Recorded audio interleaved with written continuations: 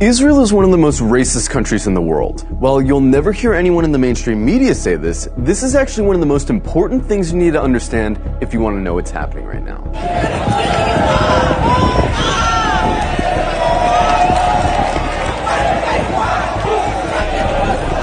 From its inception, the whole idea of Israel as a country was based on racism. Israel was conceived as a Jewish state, and while there's nothing wrong in principle with Jews having a homeland, the problem is that they insisted that that homeland had to be in Palestine, which already belonged to someone, the Palestinians. The slogan of Israel's founders was a land for a people without a land. But deep down, they all knew that the only way to have a Jewish majority in Palestine, an Arab country, was to expel the Arabs. One of the founders of Israel, Yosef Weitz, wrote, "There's no room in the country for both peoples. There's no way but to transfer the Arabs from here to neighboring countries." Israel was quite literally founded by expelling and massacring hundreds of thousands of Arabs in a years-long process called the Nakba. And when you found a country based on racial exclusion, you're gonna get a culture that fosters and celebrates racial exclusion. Because countries that commit terrible atrocities rarely acknowledge committing those atrocities. And the presence of Palestinians who remained in Palestine became a constant reminder, not only of the violence that founded Israel, but of the constantly looming threat that they might come back and try to reclaim their land. Every day you can find videos coming out of Israel showing Israelis calling for all Arabs to die,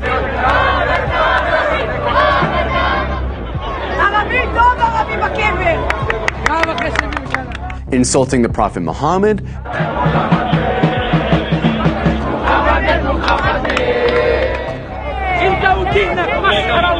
desecrating mosques, spitting on Christians, mocking and celebrating the murder of Palestinians, committing violent hate crimes against Palestinians, watching Gaza get carpet bombed from a cliffside for entertainment. But don't just go off these anecdotes.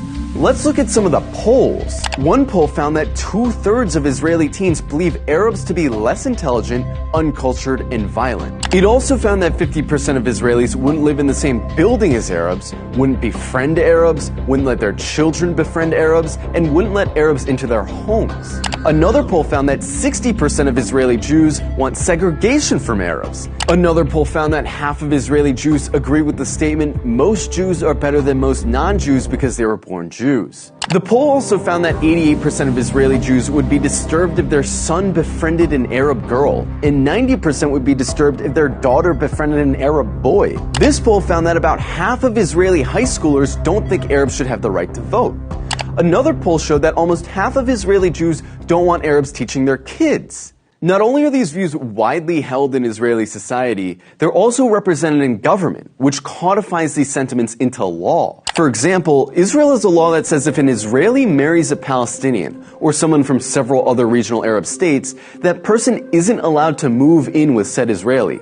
This law was passed in 2003, but it's been renewed every single year since. Israel also doesn't allow interreligious marriage to be performed in the country, which is meant to deter Jews from marrying non-Jews. In 2018, Israel passed the nation-state law, a law which has constitutional status, which says the right to exercise national self-determination, i.e. have rights, is the exclusive right of Jews, no one else. There's also the Nakba law, which makes it illegal to acknowledge the Nakba, the expulsions of Palestinians that were needed to found Israel. This would be like passing a law to make it illegal to talk about indigenous genocide or slavery in America. There's also the Admissions Committee law, which basically allows towns to operate panels that deny applications for entry based on socio-cultural compatibility, which essentially just legalizes racist housing discrimination. In Israel, advocating genocide of Palestinians doesn't hurt your chances of holding a high position in government. And in fact, in many cases, it helps. In 2014, Israeli lawmaker Ayelet Shaked wrote an unhinged rant on Facebook, calling all Palestinians enemy combatants and saying their mothers should be killed for giving birth to, quote, little snakes. The next year, she was appointed Minister of Justice by Benjamin Netanyahu.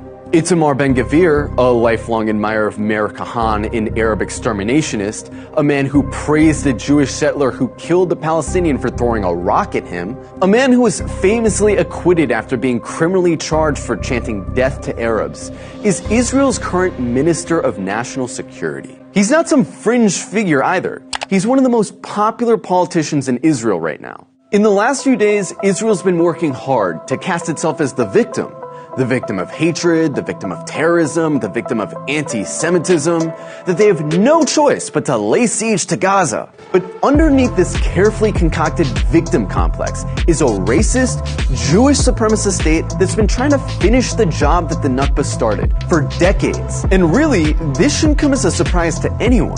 After all, they're literally cutting off water and electricity to a city of 2 million people right now. Their generals talk openly about flattening Gaza and killing the animals, meaning Palestinians. It's obvious their goal is genocide.